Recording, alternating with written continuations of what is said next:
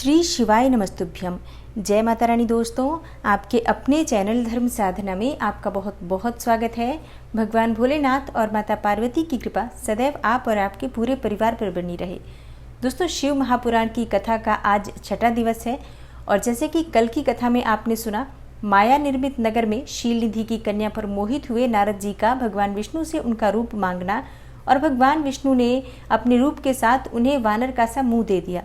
कन्या का भगवान को वर्ण करना और कुपित हुए नारद का शिव गणों को शाप देना।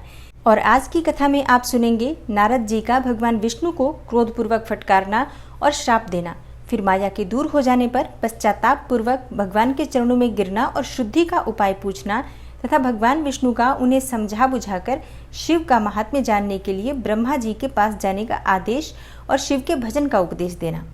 तो कथा का श्रवण करने से पहले भगवान शिव और माता पार्वती का अपने मन में ध्यान कीजिए, उन्हें अपने हृदय में विराजमान कीजिए और ओम नमः शिवाय इस मंत्र का उच्चारण करके कथा का भक्ति पूर्वक श्रवण कीजिए। सूत जी कहते हैं, हे महर्षियों, माया मोहित नारद मुनि उन दोनों शिवगणों को यथोचित शाप देकर भी भगवान शिव के इच्छावश मोह निद्रा से जाग न सके। वे भगवान विष्णु के किए हुए कपट को याद करके मन में दुषह क्रोध लिए विष्णुलोक को गए और समिधा पाकर प्रज्वलित हुए अग्निदेव की भांति क्रोध से जलते हुए बोले। उनका ज्ञान नष्ट हो गया था, इसलिए वे दुर्वचन पूर्ण व्यंग्य सुनाने लगे। नारद जी ने कहा, हरे तुम बड़े दुष्ट हो, कपटी हो और समस्त विश्व को मोह में डाले रहते हो। दूसरों का उत्साह या उत्कर्ष तुमसे सहा नहीं जाता। तुम मायावी हो, तुम्हारा अंतःकरण मलिन है। पूर्व काल में तुम्ही ने मोहिनी रूप धारण करके कपट किया, असुरों को वारुणी मदिरा पिलाई, उन्हें अमृत नहीं पीने दिया। छल कपट में ही अनुराग रखने वाले हरे, यदि महेश्वर रुद्र दया करके विष न पी लेते तो तुम्हारी सारी माया उसी दिन समाप्त हो जाती। हे विष्णुदेव, कपटपूर्ण चाल तुम्हें अधिक प्रिय है। तुम्हारा स्वभाव अच्छा नहीं है तो भी भगवान शंकर ने तुम्हें स्वतंत्र बना दिया है। तुम्हारी इस चाल ढाल को समझकर अब वे भगवान शिव भी पश्चाताप करते होंगे। अपनी वाणी रूप वेद की प्रामाणिकता स्थापित करने वाले महादेव जी ने ब्राह्मण को सर्वोपरि बताया है। हरे, इस बात को जानकर आज मैं बलपूर्वक तुम्हें ऐसी सीख दूंगा जिससे तुम फिर कभी कहीं भी ऐसा कर्म नहीं कर सकोगे। अब तक तुम्हें किसी शक्तिशाली या तेजस्वी पुरुष से पाला नहीं पड़ा था, इसलिए आज तक तुम निडर बने हुए हो। परंतु विष्णु, अब तुम्हें अपनी करनी का पूरा पूरा फल मिलेगा। भगवान विष्णु से ऐसा कहकर माया मोहित नारद मुनि अपने ब्रह्म तेज का प्रदर्शन करते हुए क्रोध से खिन्न हो उठे और शाप देते हुए बोले, विष्णु, तुमने स्त्री के लिए मुझे व्याकुल किया है। तुम इसी तरह सबको मोह में डालते रहते हो। यह कपटपूर्ण कार्य करते हुए तुमने जिस स्वरूप से मुझे संयुक्त किया था उसी स्वरूप से तुम मनुष्य हो जाओ और स्त्री के वियोग का दुख भोगो। तुमने जिन वानरों के समान मेरा मुंह बनाया था वे ही उस समय तुम्हारे सहायक होंगे और तुम दूसरों को स्त्री विरह का दुख देने वाले हो, अतः स्वयं भी तुम्हें स्त्री के वियोग का दुख प्राप्त हो और अज्ञान से मोहित मनुष्यों के समान तुम्हारी स्थिति हो। जब अज्ञान से मोहित हुए नारद जी ने मोहवश श्री हरि को इस तरह श्राप दिया, तब उन्होंने शंभु की माया की प्रशंसा करते हुए उस शाप को स्वीकार कर लिया। तदनंतर महालीला करने वाले शंभु ने अपनी उस विश्व मोहिनी माया को, जिसके कारण ज्ञानी नारद मुनि भी मोहित हो गए थे, खींच लिया। उस माया के तिरोहित होते ही नारद जी पूर्ववत शुद्ध बुद्धि से युक्त हो गए। उन्हें पूर्ववत ज्ञान प्राप्त हो गया और उनकी सारी व्याकुलता जाती रही। इससे उनके मन में बड़ा विस्मय हुआ। वे अधिकाधिक पश्चाताप करते हुए बारंबार अपनी निंदा करने लगे। उस समय उन्होंने ज्ञानी को भी मुंह में डालने वाली भगवान शंभु की माया की सराहना की। तदनंतर यह जानकर कि माया के कारण ही मैं भ्रम में पड़ गया था और यह सब मेरा माया जनित भ्रम ही था, वैष्णव शिरोमणि नारद जी भगवान विष्णु के चरणों में गिर पड़े। तब भगवान श्रीहरि ने उन्हें उठाकर खड़ा कर दिया और उस समय अपनी दुर्बुद्धि नष्ट हो जाने के कारण वे यूं बोले, नाथ, माया से मोहित होने के कारण मेरी बुद्धि बिगड़ गई थी, इसलिए मैंने आपके प्रति बहुत दुर्वचन कहे हैं, आपको शाप तक दे डाला है। प्रभु, उस शाप को आप मिथ्या कर दीजिए। हाय, मैंने बहुत बड़ा पाप किया है, अब मैं निश्चय ही नरक में पड़ूंगा। हरे, मैं तो आपका दास हूँ, बताइए मैं क्या उपाय, कौन सा प्रायश्चित करूँ जिससे मेरा पाप समूह नष्ट हो जाए और मुझे नरक में न गिरना पड़े। ऐसा कहकर शुद्ध बुद्धि वाले मुनि शिरोमणि नारद जी पुनः भक्ति भाव से भगवान विष्णु के चरणों में गिर पड़े। उस समय उन्हें बड़ा पश्चाताप हो रहा था। तब श्री विष्णु ने उन्हें उठाकर मधुर वाणी में कहा। भगवान विष्णु बोले, तात, खेद न करो, तुम मेरे श्रेष्ठ भक्त हो, इसमें संशय नहीं है। मैं तुम्हें एक बात बताता हूँ, सुनो। उससे निश्चय ही तुम्हारा परम हित होगा, तुम्हें नरक में भी नहीं जाना पड़ेगा और भगवान शिव तुम्हारा कल्याण करेंगे। तुमने मद से मोहित होकर जो भगवान शिव की बात नहीं मानी थी, उसकी अवहेलना कर दी थी, उसी अपराध का भगवान शिव ने तुम्हें ऐसा फल दिया है, क्योंकि वे ही कर्म फल के दाता हैं। तुम अपने मन में यह दृढ़ निश्चय कर लो कि भगवान शिव की इच्छा से ही यह सब कुछ हुआ है। सबके स्वामी परमेश्वर शंकर ही गर्व को दूर करने वाले हैं। वे ही पर ब्रह्म परमात्मा हैं और उन्हीं का सच्चिदानंद स्वरूप से बोध होता है। वे निर्गुण और निर्विकार हैं। सत्व, रज और तम इन तीनों गुणों से परे हैं। वे ही अपनी माया को लेकर ब्रह्मा, विष्णु और महेश इन तीनों रूपों में प्रकट होते हैं। निर्गुण और सगुण भी वे ही हैं। निर्गुण अवस्था में उन्हीं का नाम शिव है। वे ही परमात्मा, महेश्वर, परब्रह्म, अविनाशी, अनंत और महादेव आदि नामों से जाने जाते हैं और उन्हीं की सेवा से ब्रह्मा जी जगत के सृष्टा हुए हैं और मैं तीनों लोकों का पालन करता हूँ। वे स्वयं ही रुद्र रूप से सदा सबका संहार करते हैं। वे शिव स्वरूप से सबके साक्षी हैं, माया से भिन्न और निर्गुण हैं। स्वतंत्र होने के कारण वे अपनी इच्छा के अनुसार चलते हैं और उनका आहार विहार, आचार व्यवहार उत्तम है और वे भक्तों पर दया करने वाले हैं। हे नारद मुने, मैं तुम्हें एक सुंदर उपाय बताता हूँ जो सुखद, समस्त पापों का नाशक और सदा भोग एवं मोक्ष देने वाला है। तुम उसे सुनो। अपने सारे संशयों को त्याग कर तुम भगवान शंकर के सुयश का गान करो और सदा अनन्य भाव से शिव के शतनाम स्तोत्र का पाठ करो। हे मुने, तुम निरंतर उन्हीं की उपासना और उन्हीं का भजन करो, उन्हीं के यश को सुनो और गाओ तथा प्रतिदिन उन्हीं की पूजा अर्चना करते रहो। हे नारद, जो शरीर, मन और वाणी द्वारा भगवान शंकर की उपासना करता है, उसे पंडित या ज्ञानी जानना चाहिए और वह जीवन मुक्त कहलाता है। भगवान शिव के इस नाम रूपी दावानल से बड़े बड़े पातकों के असंख्य पर्वत अनायास ही भस्म हो जाते हैं। यह सत्य है, इसमें संशय नहीं है। जो भगवान शिव के नाम रूपी नौका का आश्रय लेते हैं, वे संसार सागर से पार हो जाते हैं। संसार के मूलभूत उनके सारे पाप निसंदेह नष्ट हो जाते हैं। हे महामुने, संसार के मूलभूत जो पातक रूपी वृक्ष हैं, उनका शिव नाम रूपी कुठार से निश्चय ही नाश हो जाता है। जो लोग पाप रूपी दावानल से पीड़ित हैं, उन्हें शिव नाम रूपी अमृत का पान करना चाहिए और पाप दावाग्नि से दग्ध होने वाले प्राणियों को उस शिव नामामृत के बिना शांति नहीं मिल सकती है। संपूर्ण वेदों का अवलोकन करके पूर्ववर्ती विद्वानों ने यही निश्चय किया है कि भगवान शिव की पूजा ही उत्कृष्ट साधन तथा जन्म मरण रूपी संसार बंधन के नाश का उपाय है। आज से यत्नपूर्वक सावधान रहकर विधि विधान के साथ भक्तिभाव से नित्य निरंतर जगदम्बा पार्वती सहित महेश्वर सदाशिव का भजन करो और नित्य शिव की ही कथा सुनो और कहो तथा अत्यंत यत्न करके बारंबार शिव भक्तों का पूजन किया करो। हे मुनि श्रेष्ठ, अपने हृदय में भगवान शिव के उज्ज्वल चरणारविंदों की स्थापना करके पहले शिव के तीर्थों में विचरो और हे मुने, इस प्रकार परमात्मा शंकर के अनुपम महात्म्य का दर्शन करते हुए अंत में आनंदवन काशी को जाओ। वह स्थान भगवान शिव को बहुत ही प्रिय है। वहाँ भक्ति पूर्वक विश्वनाथ जी का दर्शन पूजन करो। विशेषतः उनकी स्तुति वंदना करके तुम निर्विकल्प संशय रहित हो जाओगे। हे नारद जी, इसके बाद तुम्हें मेरी आज्ञा से भक्ति पूर्वक अपने मनोरथ की सिद्धि के लिए निश्चय ही ब्रह्मलोक में जाना चाहिए और वहां अपने पिता ब्रह्मा जी की विशेष रूप से स्तुति वंदना करके तुम्हें प्रसन्नतापूर्ण हृदय से बारंबार शिव महिमा के विषय में प्रश्न करना चाहिए। ब्रह्मा जी शिव भक्तों में श्रेष्ठ हैं। वे तुम्हें बड़ी प्रसन्नता के साथ भगवान शंकर का महात्म्य और सतनाम स्तोत्र भी सुनाएंगे। हे मुने, आज से तुम शिवाराधन में तत्पर रहने वाले शिव भक्त हो जाओ और विशेष रूप से मोक्ष के भागी बनो। भगवान शिव तुम्हारा कल्याण करेंगे। इस प्रकार प्रसन्न चित्त हुए भगवान विष्णु नारद मुनि को प्रेम पूर्वक उपदेश देकर श्री शिव का स्मरण, वंदन और स्तवन करके वहां से अंतर्ध्यान हो गए। सूत जी कहते हैं, हे महर्षियों, भगवान श्री हरि के अंतर्ध्यान हो जाने पर मुनिश्रेष्ठ नारद शिवलिंगों का भक्तिपूर्वक दर्शन करते हुए पृथ्वी पर विचरने लगे। हे ब्राह्मणों, भूमंडल पर घूम फिरकर उन्होंने भोग और मोक्ष देने वाले बहुत से शिवलिंगों का प्रेम पूर्वक दर्शन किया। दिव्यदर्शी नारद जी भूतल के तीर्थों में विचर रहे हैं और इस समय उनका चित्त शुद्ध है, यह जानकर वे दोनों शिवगण उनके पास गए। वे उनके दिए हुए शाप से उद्धार की इच्छा रखकर वहां गए थे। उन्होंने आदरपूर्वक मुनि के दोनों पैर पकड़ लिए और मस्तक झुकाकर भली भांति प्रणाम करके शीघ्र ही इस प्रकार कहा। शिवगण बोले, ब्रह्मन, हम दोनों शिव के गण हैं। हे मुने, हमने ही आपका अपराध किया है। जब राजकुमारी श्रीमती के स्वयंवर में आपका चित्त माया से मोहित हो रहा था, उस समय परमेश्वर की प्रेरणा से आपने हम दोनों को शाप दे दिया था। तब वहां पर कुछ समय जानकर हमने चुप रह जाना ही अपने जीवन रक्षा का उपाय समझा था। इसमें किसी का कोई दोष नहीं है, हमें अपने कर्म का ही फल प्राप्त हुआ है। हे प्रभु, अब आप प्रसन्न होइए और हम दोनों पर अनुग्रह कीजिए। नारद जी ने कहा, आप दोनों महादेव जी के गण हैं और सत्पुरुषों के लिए परम सम्माननीय हैं, अतः मेरे मोह रहित एवं सुखदायक यथार्थ वचन को सुनिए। पहले निश्चय ही मेरी बुद्धि भ्रष्ट हो गई थी, बिगड़ गई थी और मैं सर्वथा मोह के वशीभूत हो गया था। इसलिए आप दोनों को मैंने शाप दे दिया। हे शिवगणों, मैंने जो कुछ कहा है वह वैसा ही होगा, तथापि मेरी बात सुनिए। मैं आपके लिए शापोद्धार की बात बता रहा हूँ। आप लोग आज मेरे अपराध को क्षमा कर दें।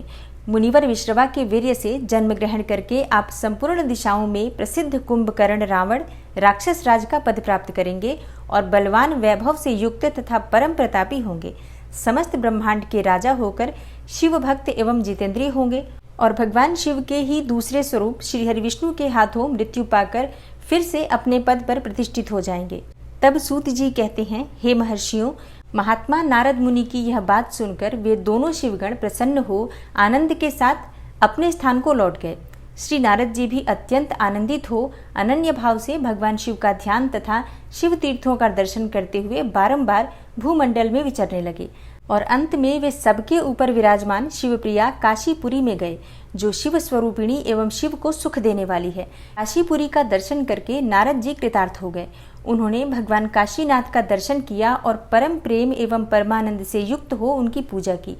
काशी का सानंद सेवन करके वे मुनि श्रेष्ठ कृतार्थता का अनुभव करने लगे और प्रेम से विवल होकर उसका नमन, वर्णन तथा स्मरण करते हुए ब्रह्मलोक को गए। निरंतर शिव का स्मरण करने से उनकी बुद्धि शुद्ध हो गई थी। वहां पहुंचकर शिव तत्व का विशेष रूप से ज्ञान प्राप्त करने की इच्छा से नारद जी ने ब्रह्मा जी को भक्तिपूर्वक नमस्कार किया और नाना प्रकार के स्तोत्रों द्वारा उनकी स्तुति करके उनसे शिव तत्व के विषय में पूछा। उस समय नारद जी का हृदय भगवान शंकर के प्रति भक्तिभाव से परिपूर्ण था।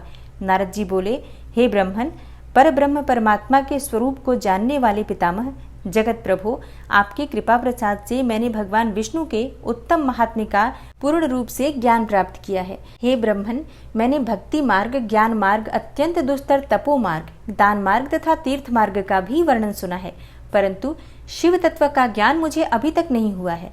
मैं भगवान शंकर की पूजा विधि को भी नहीं जानता। अतः हे प्रभु, आप क्रमशः इन विषयों को तथा भगवान शिव के विविध चरित्रों को तथा उनके स्वरूप, तत्व, प्राकट्य, विवाह, गृहस्थ धर्म सब मुझे बताइए। निष्पाप पितामह, ये सब बातें तथा और जो भी आवश्यक बातें हों उन सब का आपको वर्णन करना चाहिए।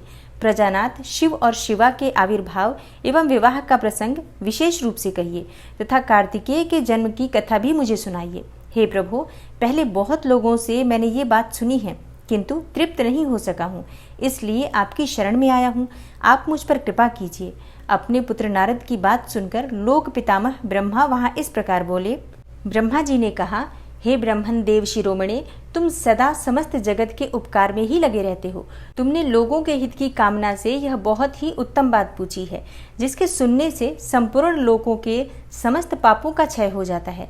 उस अनामय शिव तत्व का मैं तुमसे वर्णन करता हूँ। शिव तत्व का स्वरूप बड़ा ही उत्कृष्ट और अद्भुत है।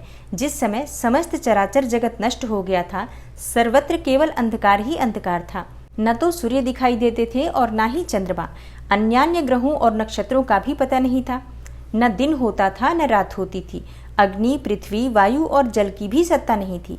प्रधान तत्व से रहित सूना आकाश मात्र शेष था। दूसरे किसी तेज की उपलब्धि नहीं होती थी और अदृष्ट आदि का भी अस्तित्व नहीं था। शब्द और स्पर्श भी साथ छोड़ चुके थे। गंध और रूप की भी अभिव्यक्ति नहीं होती थी। रस का भी अभाव हो गया था। दिशाओं का भी भान नहीं होता था। इस प्रकार सब ओर निरंतर सूचि भेद्य घोर अंधकार फैला हुआ था।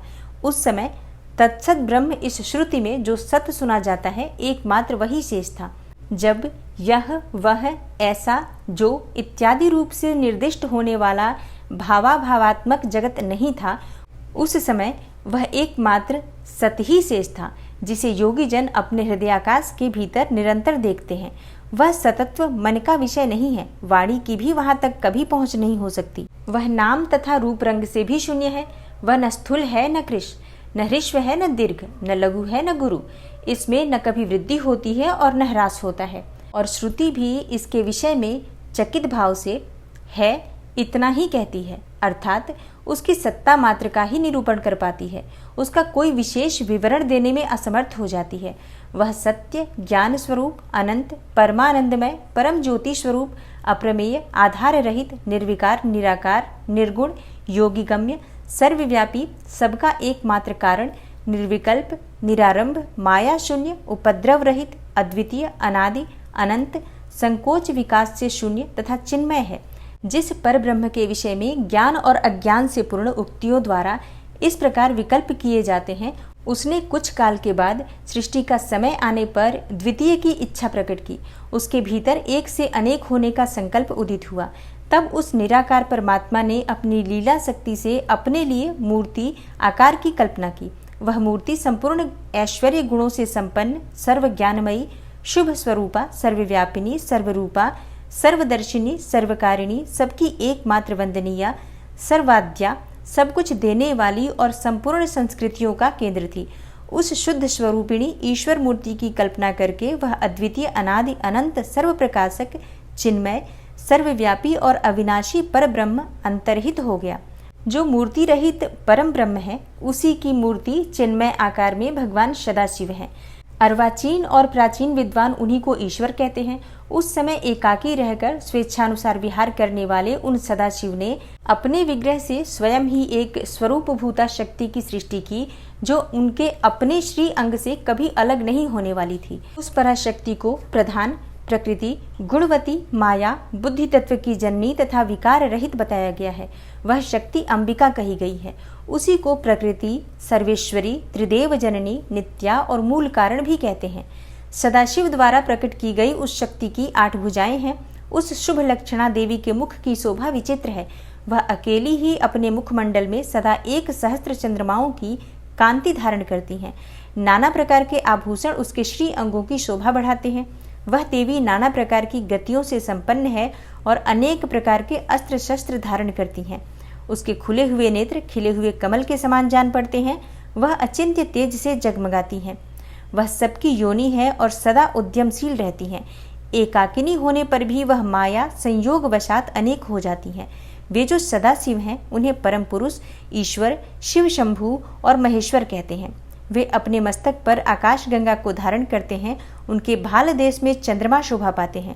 उनके 5 मुख हैं और प्रत्येक मुख में 3-3 नेत्र हैं। उनका चित्त सदा प्रसन्न रहता है। वे 10 भुजाओं से युक्त और त्रिशूलधारी हैं और उनके श्री अंगों की प्रभा कर्पूर के समान श्वेत गौर है। वे अपने सारे अंगों में भस्म रमाए रहते हैं और उन काल रूपी ब्रह्मा ने एक ही समय शक्ति के साथ शिवलोक नामक क्षेत्र का निर्माण किया था। उस उत्तम क्षेत्र को ही काशी कहते हैं। वह परम निर्वाण और मोक्ष का स्थान है, जो सबके ऊपर विराजमान है। वे प्रिया प्रियतम रूप शक्ति और शिव, जो परमानंद स्वरूप हैं, उस मनोरम क्षेत्र में नित्य निवास करते हैं। काशीपुरी परमानंद रूपिणी है। हे मुने, शिव और शिवा ने प्रलय काल में भी कभी उस क्षेत्र को अपने सानिध्य से मुक्त नहीं किया है। इसलिए विद्वान पुरुष उसे अविमुक्त क्षेत्र के नाम से भी जानते हैं। वह क्षेत्र आनंद का हेतु है। इसलिए पिनाकधारी शिव ने पहले उसका नाम आनंद वन रखा था। उसके बाद वह अविमुक्त के नाम से प्रसिद्ध हुआ।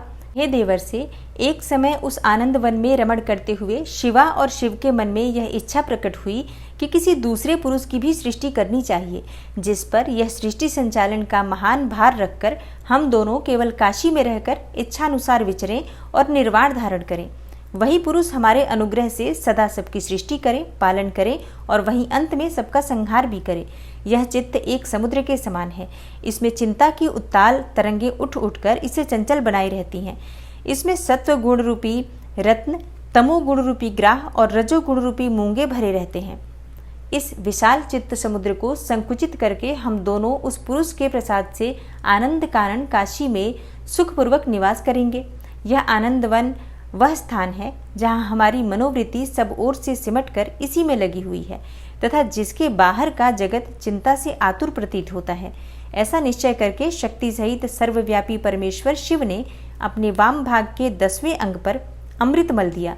फिर तो वहां से एक पुरुष प्रकट हुआ जो तीनों लोकों में सबसे अधिक सुंदर था। वह शांत था, उसमें सत्व गुण की अधिकता थी तथा वह गंभीरता का अथाह सागर था। हे मुने, क्षमा नामक गुण से युक्त उस पुरुष के लिए ढूंढने पर भी कहीं कोई उपमा नहीं मिलती। उसकी कांति इंद्रनील मणि के समान श्याम थी और उसके अंग अंग से दिव्य शोभा छिटक रही थी और नेत्र प्रफुल्ल कमल के समान शोभा पा रहे थे। श्री अंगों पर सुवर्ण की सी कांति वाले 2 सुंदर रेशमी पीतांबर शोभा दे रहे थे। किसी से भी पराजित न होने वाला वह वीर पुरुष अपने प्रचंड भुज दंडों से सुशोभित हो रहा था। तदनंतर उस पुरुष ने परमेश्वर शिव को प्रणाम करके कहा, स्वामी, मेरे नाम निश्चित कीजिए और मेरे काम बताइए। उस पुरुष की यह बात सुनकर महेश्वर भगवान शंकर हंसते हुए मेघ के समान गंभीर वाणी में उससे बोले। शिवजी ने कहा, हे वत्स, व्यापक होने के कारण तुम्हारा विष्णु नाम विख्यात हुआ। इसके सिवा और भी बहुत से नाम होंगे जो भक्तों को सुख देने वाले होंगे। तुम सुस्थिर उत्तम तप करो, क्योंकि वही समस्त कार्यों का साधन है। ऐसा कहकर भगवान शिव ने श्वास मार्ग से श्री हरि विष्णु को वेदों का ज्ञान प्रदान किया। तदनंतर अपनी महिमा से कभी च्युत न होने वाले श्री हरि भगवान शिव को प्रणाम करके बड़ी भारी तपस्या करने लगे और शक्ति सहित परमेश्वर शिव भी पार्षद गणों के साथ वहां से अदृश्य हो गए। भगवान विष्णु ने सुदीर्घ काल तक बड़ी कठोर तपस्या की। उस तपस्या के परिश्रम से युक्त भगवान विष्णु के अंगों से नाना प्रकार की जल धाराएं निकलने लगी। यह सब भगवान शिव की माया से ही संभव हुआ। हे महामुने, उस जल से सारा सूना आकाश व्याप्त हो गया और वह ब्रह्म रूप जल अपने स्पर्श मात्र से सब पापों का नाश करने वाला सिद्ध हुआ। उस समय थके हुए परम पुरुष विष्णु ने स्वयं उस जल में शयन किया। वे दीर्घ काल तक बड़ी प्रसन्नता के साथ उसमें रहे। नार अर्थात जल में शयन करने के कारण ही उनका नाम नारायण, यह श्रुति सम्मत नाम प्रसिद्ध हुआ। उस समय उन परम पुरुष नारायण के सिवा दूसरी कोई प्राकृत वस्तु नहीं थी। उसके बाद ही उन महात्मा नारायण देव से यथासंभव सभी तत्व प्रकट हुए। हे महामते विद्वन, मैं उन तत्वों की उत्पत्ति का प्रकार बता रहा हूँ, ध्यान पूर्वक सुनो। प्रकृति से महतत्व प्रकट हुआ और महतत्व से 3 गुण। इन गुणों के भेद से ही त्रिविध अहंकार की उत्पत्ति हुई। अहंकार से 5 तन्मात्राएं हुई और उन तन्मात्राओं से 5 भूत प्रकट हुए। उसी समय ज्ञानेंद्रियों और कर्मेंद्रियों का भी प्रादुर्भाव हुआ। हे मुनिश्रेष्ठ, इस प्रकार मैंने तुम्हें तत्वों की संख्या बताई है। इनमें से पुरुष को छोड़कर शेष सारे तत्व प्रकृति से प्रकट हुए हैं, इसलिए सबके सब जड़ हैं। तत्वों की संख्या 24 है। उस समय एकाकार हुए 24 तत्वों को ग्रहण करके वे परम पुरुष नारायण भगवान शिव की इच्छा से ब्रह्म रूप जल में सो गए। ओम नमः शिवाय। श्री शिवाय नमस्तुभ्यम। दोस्तों, आज की कथा का यहीं पर समापन करती हूँ और मिलती हूँ कल की कथा में। आज की कथा अगर आपको अच्छी लगी हो तो वीडियो को लाइक ज़रूर कीजिए और शिव भक्तों तक ज़्यादा से ज़्यादा इस वीडियो को शेयर कीजिए। और जो भक्त इस चैनल पर पहली बार आए हैं, अभी तक आपने चैनल को सब्सक्राइब नहीं किया है, तो आज की वीडियो अगर आपको अच्छी लगी हो तो चैनल को सब्सक्राइब ज़रूर कर लीजिए और बेल बटन को भी प्रेस कर लीजिए। तो इससे ये होगा कि इस चैनल पर जो नई वीडियोज़ अपलोड होंगी उनकी नोटिफिकेशन आपको सही समय पर प्राप्त होगी। मैं मिलती हूँ आपसे अगली वीडियो में, तब तक के लिए नमस्कार।